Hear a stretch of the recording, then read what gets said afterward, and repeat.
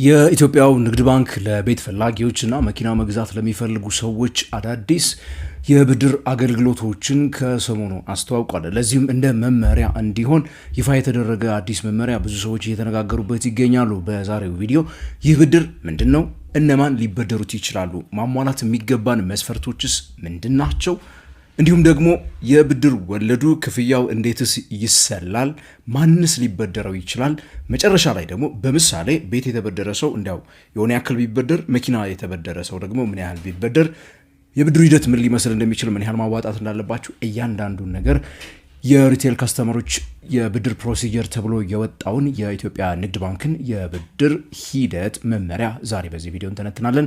ይህ ንጋት ፖስት ነው። በየሳምንቱ ስለ ፋይናንስ፣ ቢዝነስና ካፒታል ማርኬት የተለያዩ ቪዲዮዎችን እንለቃለን። ለዚህ ቻናል አዲስ ከሆናችሁ ታዲያ ሰብስክራይብ በሉ፣ የደወል ምልክቷንም አብሩ። ከኢትዮጵያ ውጭ ካላችሁ ደግሞ ጆይን በማለት ቤተሰብ ሁኑን እያልን አስተያየትና ጥያቄዎቻችሁን ኮሜንት ሴክሽን ላይ ጻፉልን። በዚሁ ወደ ዛሬ ቪዲዮ የምገባ ነው የሚሆነው። አዲስ ነገር ከቴምር ሪል ስቴት የገና በዓልን በማስመልከት ለጥቂት ቤቶች ብቻ የወጣ እስከ 35 በመቶ የሚደርስ እውነተኛ ቅናሽ አዘጋጅተንላችኋል። ከባለ 1 እስከ 3 መኝታ ከ5.7 ሚሊዮን ብር ሙሉ ክፍያ ጀምሮ በሳር ቤትና አዋሬ ሳይቶች በመሸጥ ላይ እንገኛለን። በተጨማሪም ቃሊቲ ገላን ኢንተርናሽናል የንግድ ሞል ከ2.5 ሚሊዮን ብር ሙሉ ክፍያና ቅድመ ክፍያ ከ500 ሺህ ብር ጀምሮ እየሸጥን እንገኛለን። የቀሩን የተወሰኑ ቤቶች እና ሱቆች ስለሆኑ ፈጥነው ይደውሉ። ለተጨማሪ መረጃ 0927 27 66 75 ይደውሉ። ቴምር ሪል ስቴት የህልሞ ማረፊያ። ቴምር። በመጀመሪያ እንግዲህ የምንመለከተው የኢትዮጵያ ንግድ ባንክ ያስተዋወቀው ይህ ብድር ምንድነው የሚለውን ነገር ከመመልከት እንጀምር። ብድሩ የሞርጌጅ ሎን እና የቤት ብድር ናቸው። የሞርጌጅ ሎኑ እንግዲህ በዋናነት ለሶስት ነገሮች ሊሆን ይችላል።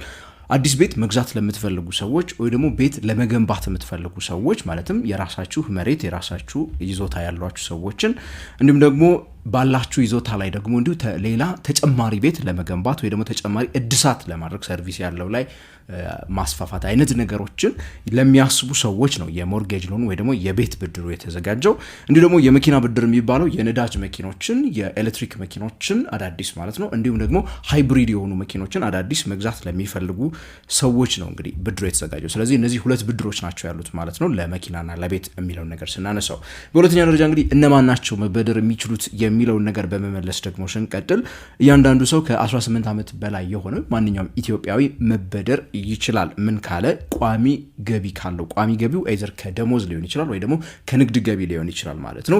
የባንኩ ደንበኛ መሆን መቻል አለበት። እንዲሁም ደግሞ የተበላሸ ብድር ከዚህ ቀደም የሌለበት በማይክሮ ፋይናንስ ተቋማትም ሆነ በሌሎች ባንኮች ብድር ተበድሮ ያለመመለስ ችግር የሌለበት መሆን መቻል አለበት። አሁን ባለው ሁኔታ እንደዚህ አይነት ነገሮች በቋት ደረጃ በብሔራዊ ባንክ ስለሚገኙ ይሄንን መሸወድ አትችሉም። ከዚህ በፊት ያልተከፈለ ብድር ካላችሁ ወይ ደግሞ የተበላሸ ተብሎ ዴዚግኔት የተደረገ ብድር ካለባችሁ እንግዲህ ኦሬዲ ከዚህኛው ብድር ውጪ ትሆናላችሁ ማለት ነው። ለ6 ወር እንደዚሁ በባንኩ መቆጠብ መቻል አለባችሁ። የሚፈለግባችሁ የሆነች መጠን አለች፣ እሷ በዚህ መቀመጥ መቻል እንዳለባት ነው እንግዲህ የሚነገረው ማለት ነው። ታዲያ እነዚህ ከላይ የምነግራችሁ ነገሮች በተለይ በዋናነት እነማን ናቸው መበደር የሚችሉት የሚለውን ነገር ስትመለከቱት በአንድ መልኩ ለባንኩ ከአደጋን ከመከላከል አንጻር መቼስ በተለይ ደግሞ ብድሮቹ እንዳይበላሹበት ወይንም ደግሞ የሚሰበስበው ተመላሽ ብድር ማለት ነው እንዳይቀርበት ለማድረግ የሚጠቅመው ሊሆን ይችላል። ነገር ግን እንግዲህ ቋሚ ገቢ ያላቸው ደሞዝተኞች የሚለው ዞሮ ዞሮ ይሄኛው ብድር ለአጠቃላይ ማህበረሰብ የመጣ ሳይሆን በፎርማል የኢምፕሎይመንት ውስጥ ያሉ ወይ ደግሞ እነዚህ እንግዲህ በትክክለኛው ቢዝነስ ተቋማቶች ውስጥ ወይ ንግድ ተቋማቶች ውስጥ ተቀጥረው ለሚሰሩ በመደበኛው ስራ ላይ ላሉ ሰዎች ብቻ የሚሰራ እንደሆነ ከወዲሁ ያስታውቃል ማለት ነው። ይህ መደበኛ ላይ ኢትዮጵያ ውስጥ በጣም ብዙ ሰዎች እንደሚንቀሳቀሱ ይታወቃል። ያው እነሱን የሚመለከት አይደለም፣ አላማውም እንደዛ አይመስለኝም። ምንድነው የሚጠበቅብን ታዲያ? ላይ አሁን የነገርኳችሁን ያሟላን ሰዎች እነዚህን በማሟላት ብቻ አይደለም ብድሩ እነዚህን ያሟሉ ሰዎች ደግሞ የሚጠበቅባቸው ነገሮች አሉ። ለምሳሌ ቤት ለመበደር የሚፈልግ ሰው እንግዲህ 50 በመቶ የሚሆነውን የቤቱን ዋጋ አስቀድሞ ምን ማድረግ አለበት? በዛች በተጠቀሰችው በ6 ወር ውስጥ ሊከፍል ይገባል፣ ግድ ይለዋል ይላል። በ6 ወር ውስጥ መቆጠብ መቻል አለበት። ያው እንግዲህ ከዛ በላይም ችግር የለውም። ብድሩን የሚያገኘው ግን ቆጥቦ ከጨረሰ በኋላ ነው ማለት ነው። ቀሪውን 50 በመቶ የሚሆነውን እንግዲህ ባንኩ ለ10 ዓመት ነው ብድር ብሎ የሚያበድረው ማለት ነው። ከዛ ያ ዋጋ እንዳልኳችሁ ያው 50ውን እናንተ አስቀምጣችኋል፣ የሚያበድራችሁ 50ውን ቢሆንም ባንኩ የሚይዘው ይዞታ ያንኑ ቤት ነው የሚሆነው። ግን ያ ቤት ያው ዞሮ ዞሮ ምን ሆነ ማለት ነው ባንኩ የሚያበድረውን 200% ስለሚይዝለት ያንን አይነት ህግ ከላይ የተጠቀሰቻለች። አሁን ባለው ገበያ እንግዲህ 50% ለቤት መቆጠብ ኢትዮጵያ ውስጥ እንግዲህ ላሉ ሜቢ ንግድ ስራ ላይ ለተሰማሩ ሰዎች ከባድ ላይሆን የሚችልበት እድል አለ። ነገር ግን ለተቀጣሪ ሰራተኛ አይ ቲንክ ከባድ የሚሆን ይመስለኛል። በአብዛኛው የዓለም ሀገራት ያለውን ልምድ ብትመለከቱ አንደኛ ነገር ይሄ ቅድሚያ የሚከፈለው ገንዘብ ከ10 እስከ 20% በጣም የተለመደ ነው። 50% ወይ ደግሞ ግማሹን ቆጥቡ የሚባልበት አይነት ሁኔታ በጣም የተለመደ አይደለም። ስለዚህ በዚህኛው ሁኔታ ስትመለከቱት ብዙ ሰው የሚጠቀምበት እንዳልሆነ ከዚህኛው ወዲያው ፊልተር እያደረጋችሁ መሄድ ትችላላችሁ። በኋላ በካልኩሌሽን እንመጣበታለን። ለአንድ ሰው በምሳሌ እንዲያው ምን ሊሆን እንደሚችል ማለት ነው። ለመኪናም ቢሆን 30% መቆጠብ መቻል አለባችሁ በተባለው ጊዜ ውስጥ ማለት ነው። ከዛ ባለፈ የመኪናው ላይ ትንሽ የሚገርመው እንግዲህ ሌላ ተጨማሪ ማስያዣ ማቅረብ መቻል አለባችሁ። መኪናው ብቻውን እንደ ማስያዣ አይሆንላችሁም ነው እየተባለ ያለው። የመኪናው እያለ መኪናው እንግዲህ የሆነ ብር ያወጣል። እሱ እንዳለ 30% እናንተ ማስቀመጥ አለባችሁ። ሌላ ደግሞ 50% የመኪናውን ዋጋ የሚመጥን አንድ ላይ 80% የሚሆን ማለት ነው ቤት ወር ምናምን የሆነ የምታስይዙት ነገር መኖር አለበት ማለት ነው። ይሄ ማለት እንግዲህ ንብረት ከሌላችሁ መኪና የኢትዮጵያ ንግድ ባንክ አይገዛላችሁም። ይሄንን ወቁት። ስለዚህ ንብረት የሌላችሁ ሰዎች አታስቡት፣ ሄዳችሁ ንግድ ባንኮችን አታስጨንቋቸው። ሀሳባቸውም እሱ አይደለም ማለት ነው።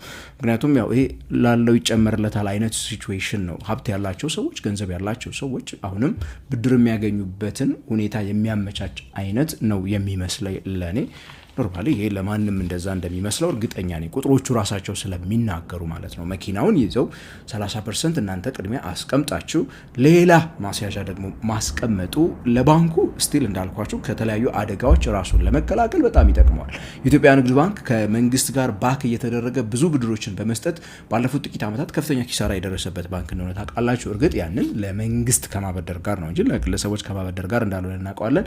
ነገር ግን በዚህ ዓመት በጣም እንግዲህ የሪስክ ማኔጅመንቱን በጣም ከፍ ያለ ነገሮች ይታዩበታል። በሌሎች ዓለሞች ያልተለመደ አይነት ነው። እንግዲህ ከየት ሀገር ልምዱ እንደመጣ የማውቀው ነገር የለም። ይህንን ከላይ ያሉትን ነገሮች ማሟላት የምንችል ከሆነ ለቤት ወር ለመኪና እንግዲህ ሌላ ልናሟላቸው የሚገቡት መስፈርቶች ቀላሎቹ ነገሮች ናቸው። ለምሳሌ እነዛን የምንችል ከሆነ ማመልከቻ ቅጽ ማስገባት አለብን። ናሽናል አይዲ፣ ቲን ነምበር፣ የጋብቻ ሰርቲፊኬት፣ የንግድ ስራ ፋይናንስ ሪፖርት ማቅረብ አለብን። ነጋዴዎች ከሆነ ማለት ነው ገቢያችንን የሚያሳይ የባንክ ስቴትመንት፣ ኢቭን ተቀጣሪ ከሆነ ደግሞ ለጥቂት ጊዜያት የክፍያ ወይ ደግሞ በደሞዝ የተከፈለን ፔይ ስሊፕ ራሱ ማቅረብ መቻል ይኖርብናል ማለት ነው። የቁጠባ እንደዚሁ ማስረጃ ያው የቁጠባ ደብተራችንን ለማለት ነው። ከዛ በኋላ ማስያዣ የምናደርገውን ንብረት ደግሞ እንዲሁ የባለቤትነት ማረጋገጫ፣ የግዢ ውል፣ ኢንሹራንስም ምክንያቱም ሞርጌጁን ኢንሹር ማስደረግ ስላለባችሁ ማለት ነው። እነዚህን ካደረጋችሁ በኋላ እንግዲህ ብድሩን ምን ታደርጋላችሁ? ትሄዳችሁ ብራንች ላይ ማስገባት ይኖርባችኋል። ማመልከቻና እነዚህን ዶኪመንቶች ካያያዛችሁ በኋላ ብራንቹ እነዚህን ዶኪመንቶች አጣርቶ ለብድር ክፍል ለግምገማ ይልከዋል ማለት ነው። የተለያዩ አደጋዎች አንጻር ገምግሞ ለብድር ኮሚቴ አቅርቦት የብድር ኮሚቴው በሚሰበሰብበት ጊዜ እንግዲህ ኬዝ ባይ ኬዝ ውሳኔ የሚሰጥበት ይሆናል። ያን ከወሰነላችሁ በኋላ ኮሚቴው ፈቅጃለሁ ካለ በኋላ እንግዲህ የውል ስምምነት ትፈጽማላችሁ። ባንኩ እቃውን ወይ ደግሞ ቤቱን መኪናውን ለሸጠላችሁ አካል ገንዘቡን የሚከፍል ይሆናል ማለት ነው። እዚህ ጋር እንግዲህ ትንሽ የብድር ሂደቱ በጣም ረጅም ይመስላል። ያው ጊዜ እንደሚወስድ እንደዚሁ ከወዲሁ መገመት አያዳግትም ማለት ነው። ከዚህ አንጻር ሜቢ የተሻለ ሌሎች አሰራሮች ቢሰሩለት የተሻለ ይሆናል። ፕሪዲክተብል ካይንድ ኦፍ ነገር ስለሆነ ማለት ነው። ቤቶቹን የሚገዙት ቤቶች ኦር የሚገዙት መኪኖች ህጋዊነትን ሞር የሚያጣራበት መንገድን ቢያገኝ ኦር ደግሞ የሚይዛቸውን መያዣዎች የሚያጣራበትን መንገድ ቢያይና ገቢ ምናምኖቹን እንደዚሁ ደግሞ የሚያጣራበት ሞር የተሻለ ህጋዊ መንገድ እስካገኘው ድረስ ባንኩ እነዚህን ሂደቶች ማሳጠር የሚችልበትን መንገድ መፈለጉ የተሻለ ሊሆን ይችላል ማለት ነው። ወሳኙ ነገር ላይ ልምጣ። እንግዲህ በስድስተኛው በመጨረሻነት የምንመለከተው የሚሰጣችሁ ብድር ነው የሚለው። የሚሰጣችሁ ብድር እናንተ በወር ልትከፍሉ ከምትችሉት አንጻር ሲታይ ከገቢያችሁ 1/3 በፍጹም ሊበልጥ አይገባውም ይላል። ያ ማለት በወር እናንተ የምታገኙት ገቢ 1/3 ነው ለባንኩ ብድር ተመላሽነት መክፈል የምትችሉት። ስለዚህ ያንን ገንዘብ እንግዲህ በ10 ዓመት ውስጥ ለቤት በ5 ዓመት ውስጥ ለመኪና ከፍላችሁ የምትመልሱት መሆን መቻል አለበት፣ ወለድን ጨምሮ ማለት ነው። ታዲያ ይሄ ከገበያው አንጻር ስታዩት በፍጹም የማይሆን ነገር ነው። ምክንያቱም ኢትዮጵያ ውስጥ የትኛው ሰው ነው በተለይ ተቀጣሪ የምትውሉት እንደዚህ አይነት 1/3 ገቢው የቤትም ሆነ የመኪና ክፍያን በወር ሊከፍል የሚችለው? የ100%ን ተውት እንግዲህ አሁን ምን ማለት ነው 50% እንዲያውቅ ብቻ የትም ገብታችሁ አመጣችሁት እንኳን ብንል ማለት ነው 50% የትም እንዲያው ብላችሁ አመጣችሁት ብንል ዳውን ፔመንቱን የከፈለ ሰው ራሱ ይሄንን ማድረግ አይችልም። አንደኛው ትልቁ ችግሩ ማለት የትም የሌለው ችግሩ በ5 ዓመት በ10 ዓመት መሆኑ ነው። እንዲያው ሌላው ነገር ይቅርና ቤት በ10 ዓመት አይ ዶንት ቲንክ ይሄ ዓለም ላይ የተለመደ አይነት ስርዓት አይደለም። ሞርጌጆች በብዛት የተለመዱት ከ25 ዓመት እስከ 30 ዓመት ድረስ ይቆያሉ። ለኢትዮጵያ ንግድ ባንክ ይሄኛውን ያደረገበትን ምክንያት ባላቅም ማለት ነው። ነገር ግን ያው ባንኩ ግዴታ የለበትም። እርግጥ የፈለገውን ነገር ማድረግ ይችላል፣ ያዋጣውን ነገር ማድረግ ይችላል። ይሄኛው በብዛት ከማይክሮ ፋይናንስ ተቋማት የተቀዳ ይመስለኛል። ያው አብዛኛውን ነገሮች ስትመለከቱት አሁን ከተማ ውስጥ የሚገኙ አብዛኛዎቹ ማይክሮ ፋይናንሶች የሚያደርጉትን አይነት ነው። ይሄኛው አካሄድ ከማይክሮ ፋይናንሶች የተለየ አይደለም። ነገር ግን በዚህ ያክል ግን ሊከፍል የሚችል ሰው ያለ አይመስለኝም። ቁጥሮቹን በኋላ በምሳሌነት አሁን መጨረሻ ላይ ሳነሳላችሁ በጣም ግራ ሊገባችሁ ይችላል። ማን አፎርድ ያደርገዋል የሚለውን ለመመልከት ማለት ነው። ከዚህ አንጻር እንዳልኳችሁ ባንኩ ምንም አይነት ግዴታ ባይኖርበትም ነገር ግን አፎርደብል ነገር አይደለም። ያው ላለው ይጨመርለታል አይነት ነገር የሚመስል ይመስላልና በስተመጨረሻ ምሳሌ አድርጌ ልመልከትና እንጨርስ ቪዲዮአችንን። አንድ ቤት 5 ሚሊዮን ብር የሚያወጣ ኮንዶሚኒየም ቤት እንበልና ባለ 2 መኝታ ኦር ባለ 1 መኝታ ልትገዙ ተስማማችሁ እንበል። ስለዚህ የኢትዮጵያ ንግድ ባንክ እንግዲህ ሄዳችሁ አካውንት በምትከፍቱበት ሰዓት በ6 ወር ውስጥ 2.5 ሚሊዮን ብሩን እንድትቆጥቡ ይፈልጋል። ከዛ 2.5 ሚሊዮን ብሩን ነው የሚያበድራችሁ በ10 ዓመት 14% ወለድ ተከፍሎበት። ከወለድ አንጻር ስትመለከቱት በጣም ጥሩ የሚባል የወለድ ምጣኔ ነው ብዬ አስባለሁ። ከማይክሮ ፋይናንሶቹ ሜቢ የተሻለ ሊሆን እንደሚችል እገምታለሁ። ትልቁ ችግሩ 10 ዓመት መሆኗ ብቻ ነው እንግዲህ እኔ ሳበት የምችለው ማለት ነው ለዚህ ለባንኩ ብድር ማለት ነው። ታዲያ እቺ 2.5 ሚሊዮን ብር በ10 ዓመት መመለሷ በጣም ትልቅ ችግር ውስጥ የምትከታችሁ ምን ማለት ነው? በወር መክፈል የሚጠበቅባችሁ ገንዘብ በወር 2.5 ሚሊዮን ብር ከተበደራችሁ ከኢትዮጵያ ንግድ ባንክ በ14% 38816 ብር ከ61 ሳንቲም በየወሩ መክፈል መቻል አለባችሁ ወለዱን ጨምረው ማለት ነው። ያ ማለት እንግዲህ ቅድም እንደነገርኳችሁ ደግሞ ባንኩ ይሄንን ብድር ሊያበድረው የሚችለው ወይ ደግሞ በወር 38000 ብር ሊከፍል የሚችለው የዚህ 3 እጥፍ ገንዘብ ካላችሁ ነው። በወር በገቢነት ከንግድ ስራ ሊሆን ይችላል ወይ ደግሞ ከደሞዝ ሊሆን ይችላል ኦር የትዳር አጋራችሁ ጋራ እንደዚሁ ተደምሮ ገንዘባችሁ የዛ 1/3 ሊሆን የሚችልበት ኮንሲደር የሚደረግበት ሁኔታ አለ ማለት ነው። ያ ማለት ገቢያችሁ ምን መሆን መቻል አለበት? የ5 ሚሊዮን ብር ቤት 2.5ቱን ከፍላችሁ 2.5 ብሩን 2.5 ሚሊዮን የኢትዮጵያ ንግድ ባንክ እንዲያበድራችሁ ወርሃዊ ገቢያችሁ 116449 ብር ከ83 ሳንቲም መሆን መቻል አለበት። ይህንን ስትመለከቱት እንግዲህ ስንት ፐርሰንት ከኢትዮጵያ ሕዝብ አይ ዶንት ኖ 2% ወይ 3%ቱን ነው ማለት ነው ፊልተር የሚያደርገው። ከዛ የቀሩት 90% በእርግጠኝነት ከዚህ ውጪ እንደሚሆኑ በወር ይሄን ያህል ገቢ ያለው ኢትዮጵያዊ በፐርሰንት በጣም ያነሰ ስለሚሆን ማለት ነው። ወደ መኪናው እንምጣ። መኪናው ጋር ስትመጡ አንድ የ3 ሚሊዮን ብር መኪና ልትገዙ አሰባችሁ እንበል። ሱዙኪ መኪኖችን እነ ዲዛይርን ምናምን ለመግዛት አሰባችሁ። ቅድም እንደነገርኳችሁ አዳዲስ መኪኖች ብቻ ነው እንግዲህ የሚገዛው ወይ ደግሞ ኤሌክትሪክ ወይ ደግሞ ሃይብሪድ የሆኑ በዳውን ፔመንት 30% ማስቀመጥ መቻል አለባቸው በተጠቀሰው 6 ወር ውስጥ። ያ ማለት ወደ 900 ሺህ ብር አካባቢ ነው። ከዛ ባንኩ 2.1 ሚሊዮን ብር ነው የሚያበድራችሁ 70%። መበደራችሁ ብቻ ሳይሆን መኪናው ራሱ እንደ ማስያዣ ይያዛል። 900 ሺህ ብር እናንተ አዋጣችኋል። 15% ወለድ ያስብባችኋል። 1.5 ሚሊዮን ብር የሚያወጣ የባንኩ ገማቾች መጥተው ገምተውት ማለት ነው።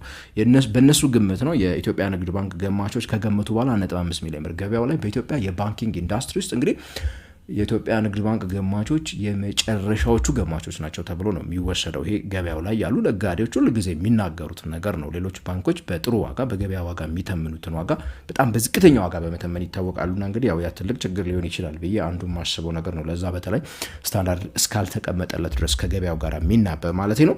ያንን 1.5 ሚሊዮን ብር ካስያዛችሁ በኋላ እንግዲህ 2.1 ሚሊዮን ብር በ15% ወለድ ያበድሯችኋል። ያ ማለት በየወሩ መኪናውን ከፍላችሁ ለመጨረስ 5 ዓመት ብቻ ነው የሚሰጧችሁ። 49958 ብር ከ85 ሳንቲም ነው በየወሩ መክፈል ያለባችሁ።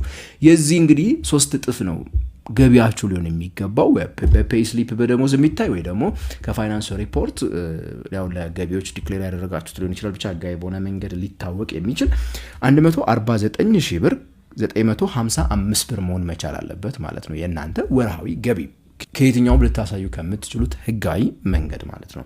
እነዚህን ሁለቱን ስትመለከቱ እንግዲህ ቤት ለምሳሌ የ5 ሚሊዮን ብር ቤት ለመግዛት ኢትዮጵያ ንግድ ባንክ ሄዳችሁ መበደር የምትፈልጉ ከሆነ ወራዊ ገቢያችሁ እናንተና ወይ ባለቤታችሁን ጨምሮ ሊሆን ይችላል 116 ሺህ ብር፣ ለመኪና 149 ሺህ ብር መሆን መቻል አለበት ማለት ነው። እነማ ይህንን ብድር አፎርድ ሊያደርጉ ይችላሉ? እነማ ቤቱንስ መኪናውንስ በዚህ ሊገዙ ይችላሉ? ከማይክሮ ፋይናንሱስ በምን የተሻለ ሊሆን ይችላል? ለዚያውም ደግሞ ማይክሮ ፋይናንሶቹ አትሊስት ይህንን የሸጡላችሁን ምድረው ያበደሯችሁን ገንዘብ ስራ ሰርታችሁበት እንድትመልሱ ነው የሚያደርጓችሁ፣ ቢያንስ ራይድ ምናምን እንድትሰሩበት ነው። የኢትዮጵያ ንግድ ባንኩ ግን ስትሪክትሊ ለንግድ ፐርፐስ ሳይሆን ለቤት እንድትጠቀሙት ነው መኪናውንም የሚገዛላችሁና ትንሽ በጣም ከበድ የሚል ይመስለኛል። ሪዝነብል የሆነ ነገር አይታየኝም። ቅድም እንደነገርኳቸው የኢትዮጵያ ንግድ ባንክ በጣም ግዴታ አለበት አይደለም እያልኳቸው ያለሁት፣ ነገር ግን ከገበያው ሁኔታ አንጻር ሊበደሩ የሚችሉ ሰዎች የሉም ነው የኔ ክርክር። ሊበደሩ የሚችሉ ሰዎች ቢኖሩና ኦኬ ቢጠቀሙ ጥሩ ነበረ። ነገር ግን ይሄ ኦልሬዲ ላላቸው አቅሙ ላላቸው መኪናውን በ3 ሚሊዮን ብር ካሽ አውጥተው መግዛት የሚችሉ ሰዎችና ካሹን ከምገዛበት 900 ሺህ ብሩን ለንግድ ባንክ ሰጥቼ 2.1 ሚሊዮን ብሯን እየሰራሁባት ባንኩ ቤቱን ይግዛል መኪናውን ይግዛልኝና እኔ በየወሩ ብሰጠውስ በ2.1 ሚሊዮን ብር እኔ በ3 ዓመት በ5 ዓመት የተሻለ ብር አደርገዋለሁ ለሚሉ ሰዎች ይጠቅማቸዋል። እንዲሁም ደግሞ ያቺም 5 ሚሊዮን ብር ቤቱን 2.5ቱን ቤት ከሚገዛበት 2.5 አድርጌ 2.5ን ደግሞ ሌላ ስራ ሰራበታለሁ ለሚሉ ሰዎች የተሻለ ጥቅም የምትሰጥ ትመስለኛለች። ከዛ ውጪ ግን በአብዛኛው ለሀገሪቱ ሰራተኛ ወር ነጋዴም ቢሆን ያን ያህል ጥቅም የሚኖረው ነው ብዬ አልጠብቅም። እናንተ ምን ይመስላችኋል? አስተያየት መስጫ ሳጥኑ ላይ እስቲ ኮሜንት ሴክሽኑ ላይ አስተያየታችሁን ጻፉልኝ። በቀጣይ በሌላ የፋይናንስ ፕሮግራም እንገናኛለን። ባንኮች ደግሞ ምን የተሻለ ፕሮዳክት ይዘው ይመጣሉ የሚለውን አብረን የምንመለከት ነው የሚሆነው። ለዛሬው ግን ቪዲዮአችንን በዚሁ እናጠናቅቃለን። በቀጣይ በሌላ ፕሮግራም እስከምንገናኝ ድረስ ታዲያ ከንቃት ፖስት የምሰናበታችሁ እኔ ገሜ ብርሃኑ ነኝ። አዲስ ነገር ከቴምር ሪል ስቴት የገና በዓልን በማስመልከት ለጥቂት ቤቶች ብቻ የወጣ እስከ 35 በመቶ የሚደርስ እውነተኛ ቅናሽ አዘጋጅተንላችኋል። ከባለ 1 እስከ 3 መኝታ ከ5.7 ሚሊዮን ብር ሙሉ ክፍያ ጀምሮ በሳር ቤትና አዋሬ ሳይቶች በመሸጥ ላይ እንገኛለን። በተጨማሪም ቃሊቲ ገላን ኢንተርናሽናል የንግድ ሞል ከ2.5 ሚሊዮን ብር ሙሉ ክፍያና ቅድመ ክፍያ ከ500 ሺህ ብር ጀምሮ እየሸጥን እንገኛለን። የቀሩን የተወሰኑ ቤቶች እና ሱቆች ስለሆኑ ፈጥነው ይደውሉ። ለተጨማሪ መረጃ 0927 27 66 75 ይደውሉ። ቴምር ሪል ስቴት የህልሞ ማረፊያ። ቴምር